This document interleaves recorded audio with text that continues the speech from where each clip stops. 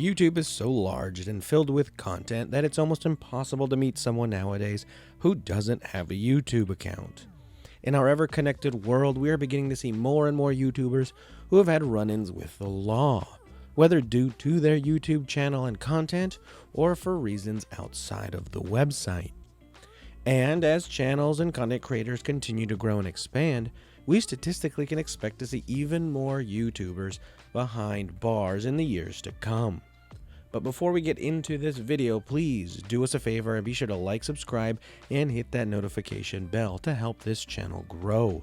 We pride ourselves on not filtering our content to chase the monetization train, and your support means the world to us, especially considering over 90% of you watching this aren't yet subscribed.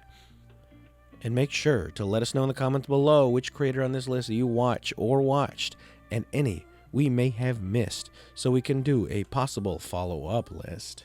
With all that out of the way, let's get on to the video of 10 YouTubers who went to jail in 2021.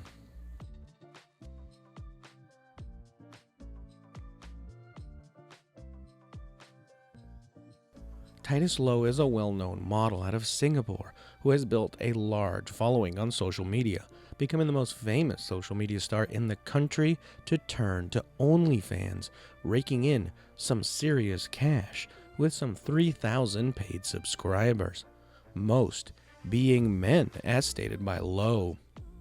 Lowe is the only one in a group of emerging social media stars who have turned to OnlyFans to make it big online. But there is one major problem, a problem that landed Lowe in jail and awaiting trial. Porn production and the distribution of it is technically prohibited in the country. Creators using OnlyFans have been living and working in a legal gray area for some time. Lowe had his OnlyFans account confiscated in the process and arrested back on December 30th, just barely making this list. The 22-year-old was charged on 2 counts after Singaporean police received reports that he transmitted images and videos of his private parts from an anonymous user. He was also charged under the Criminal Procedure Code after trying to access his OnlyFans account after being ordered to stay off of it. The law in this case is pretty weird, especially with the rise of online platforms, as consuming porn in Singapore is not an offense in and of itself, but it is illegal to possess or download pornographic material, even for personal use. This means that adult content can be streamed, but not downloaded.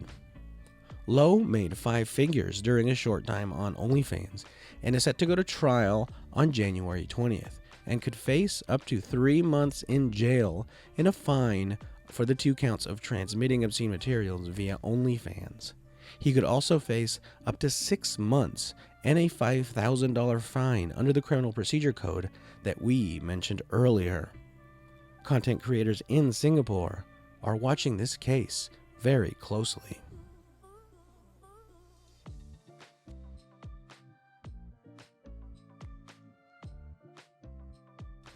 Ian McGuire, 31, was a YouTuber most known for his Hate the State channel, where his channel icon features him wearing a Guy Fawkes mask and brandishing a rifle. His banner featured the word freedom superimposed on top of a burning American flag. As for the content of his channel, which is no longer up on YouTube, he seemed to be a police auditing channel and mostly posted content to his 22,000 subscribers in which he filmed police, city workers, and total strangers, generally annoying everyone he came into contact with. McGuire had a string of minor offenses, but it wasn't until March of 2021 where McGuire stepped things up to a dangerous level. In a video that he posted to his YouTube channel, McGuire seemingly filmed a woman, and someone who saw the video in which she was featured posted a comment with the woman's home address and asked people watching to send her quote-unquote fan mail. This channel is no stranger to weird, awkward, and strange comments from time to time, but whenever something pops up that would be deemed inappropriate or might endanger another person or possibly a viewer, those comments get deleted or are simply filtered out. This is the same for most channels, but in the case of McGuire, he decided to pin the comment to the top of the video. And this is where things took a dark turn. The woman, who worked at a local farmer's market, began to face harassment, seemingly, to her at least, out of the blue. McGuire and an accomplice, one Breton Osborne, 29, who was a fan of the channel, would inundate the woman with disturbing content, including leaving several disturbing voicemails. Voicemails where they threatened to forcibly violate the woman and kill her family.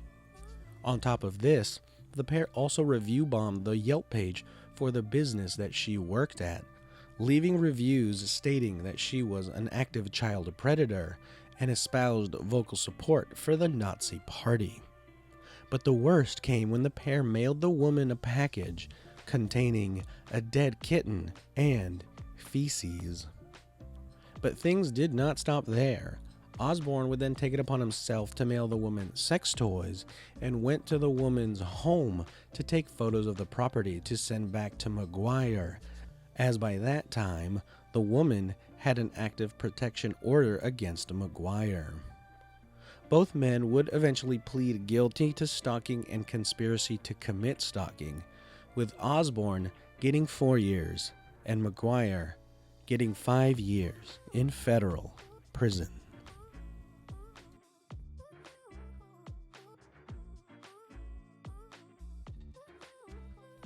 Anthony Michael Wicklace, 20, ran the channel Minnesota Guardian, which had nearly 14,000 subscribers and over 2 million views since 2019. Like McGuire, Wicklace was a police auditor and described himself as an advocate for governmental transparency who films police and other public officials for videos on his channel. I'm not sure why so many auditors seem to end up being bad eggs, but we did not seek out any for this video. They just happened to pop up a lot in 2021. What is strikingly similar to McGuire is that the Wicklace incident also involves a woman. Another strange common connection. It seems that on one evening, a White Bear Lake police officer was flagged down by a woman who told him that she had just been assaulted by a man who had offered her a ride home. The woman told the officer that she was removed from a home earlier in the evening during a mental health crisis when a man named Tony, who was nearby, later identified as Wicklace, pulled up in a Crown Victoria, a vehicle commonly used by police, and offered the woman a ride home. Wicklace, who was wearing tactical pants, a duty belt, and had a police scanner on display, told the woman that he was trained in quote-unquote de-escalation skills, and that he was at the home after hearing about the incident on the police scanner. She accepted the ride thinking he was some form of officer and asked to be taken to her father's home, but before long, Wicklace began offering her money in exchange for various sex acts. The woman refused, and that's when Wicklace pulled out his penis and began masturbating. He proceeded to grab her breast and told the woman that, "You know you want me." When she refused again and pushed Wicklace away from her, he demanded she get out of his car. She refused the command as Wicklace had stopped on a dark and unknown street and just asked that she be taken home like he said he would. Wicklace then began trying to push the woman out of the car and even used his taser to stun the woman in the back. Then he exited the vehicle, walked around to the passenger side door, and tried to tase the woman again, but no charge was emitted. The officer, which she flagged down, stated that the woman still had a prong from the stun gun lodged in the back of her shirt, along with several visible spots of blood on her body. Thankfully, the woman managed to remember the license plate of Wicklace's car, and police arrested the YouTuber the next morning. Police searched his car and found a stun gun, pepper spray, and body armor. He chose not to speak with police. A trial date has not yet been set, and no word of any sort of possible plea deal, but another hearing on the matter is scheduled for sometime in February of 2021.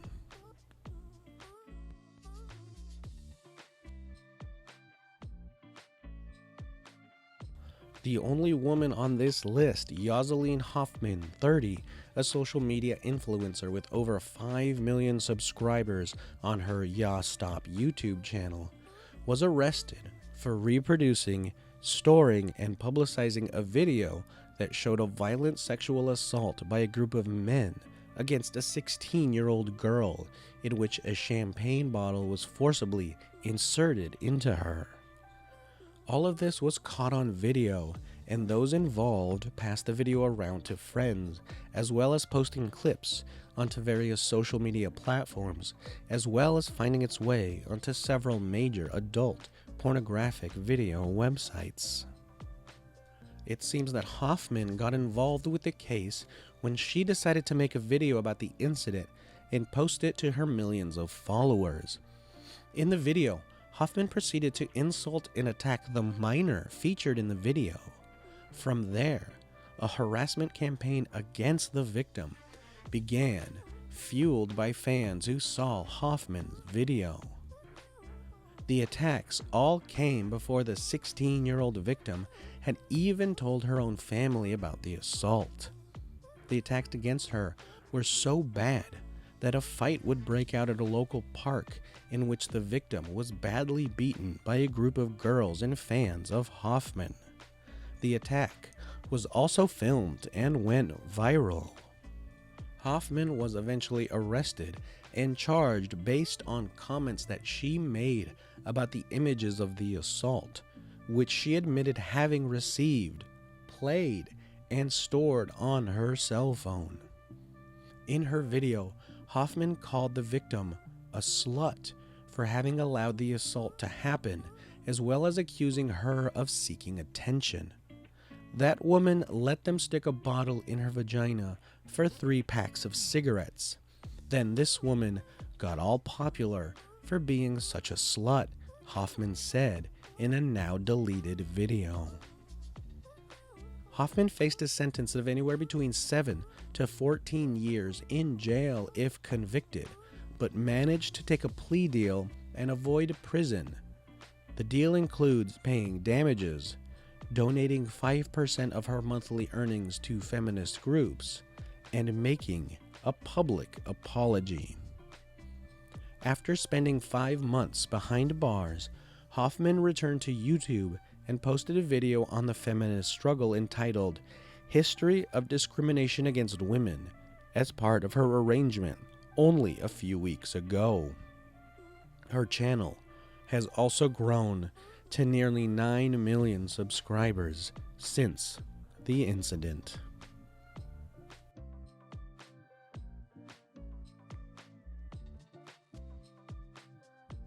David Murray and Timur Kairov, both aged 30, are in jail after posting a dangerous stunt to the YouTube channel Vehicle Villains.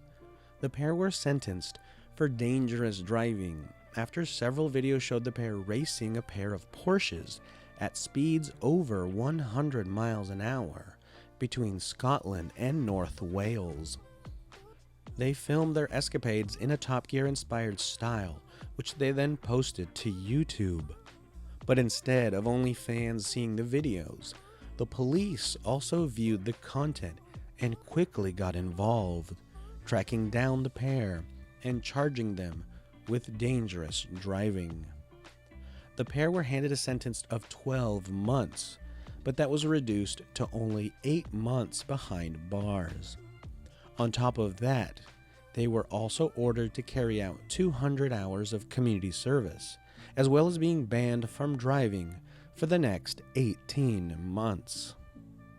The pair's videos were all the evidence that the Crown needed to prosecute the pair, and stated that they treated the public roads like they were a private racetrack.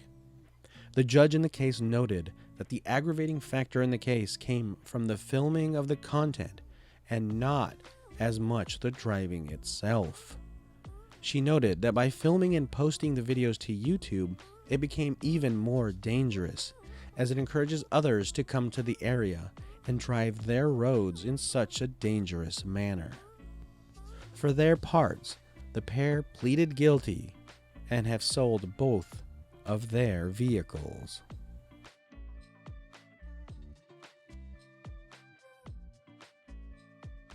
Here's the strangest case coming out of Japan, where 3 unnamed defendants have been sentenced to prison over the posting of fast movies to YouTube. What's interesting is that fast movies probably aren't what you think. They aren't simply full movies with their speeds cranked up that then play normally when played on YouTube in slow motion, like we first assumed. Instead, fast movies, a popular trend in Japan, are minutes-long summary edits of a film, alongside equally quick commentary. Fast movies are often about as long as movie trailers, cramming the main parts of a film down. However, unlike most official trailers, they also tend to come with major spoilers and the uploader's personal thoughts. Several YouTube channels have exploded recently in Japan, gaining popularity, but it has always been risky. You see, in Japan, there is no fair use laws on the books for creators to fall back on, as with many critic channels here in the West. And with millions of views being generated with these fast movie channels, the movie industry saw those channels as threats and took action, with this case in particular being used as an example to others. 3 people were arrested under suspicion of uploading fast movies to the platform after an investigation by the Japanese police and prosecutor's office found the 3 uploaded several movies to YouTube as fast movies for monetary gain from famed Japanese movie studio Toho, as well as Niketsu. Each film in question was chopped down to about 10 minutes and featured added commentary. All 3 defendants pled guilty to all the charges, including fines and an immediate prison sentence. Defendant A will serve 2 years in prison and a $2 million yen fine, about $17,000 US. Defendant B will serve 18 months in prison and a 1 million yen fine, about $9,000. And finally, Defendant C will serve 18 months in prison and a 500,000 yen fine, about $4,000.